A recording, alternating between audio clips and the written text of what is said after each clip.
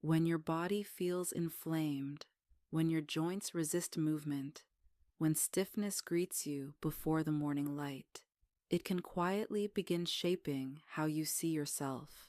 Pain has a way of trying to define the story, but Scripture tells us something deeper. By His stripes we are healed. Isaiah 53:5. Healing begins in Christ. Before we nourish the body, we anchor the spirit. Faith is not separate from healing, it is the foundation of it. As we trust Him, we also steward what He has provided. One way the body can be supported in that process is through turmeric, often called the golden root. Turmeric contains natural compounds that help calm inflammatory responses in the body. It supports joint comfort and healthy circulation, working in harmony with the body's design.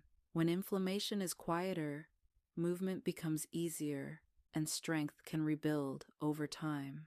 And here, in this quiet place, we remember that provision often grows from the ground beneath us. Just as we nourish the body with what grows from the earth, we nourish the spirit with truth. Faith feeds healing from the inside out. Restoration is cultivated, spiritually and physically. If you'd like to try it at home, here is a simple golden milk recipe. Warm 1 cup of milk of your choice. Whisk in half a teaspoon of turmeric and a pinch of black pepper. Add cinnamon or a little honey if desired. Sip slowly in the evening as part of your wind down. Inflammation does not get the final word. Through Christ, healing is part of your inheritance. God designed the body to restore, and faith aligns us with that design. Take this healing with you, dear ones, and let God guide your steps home.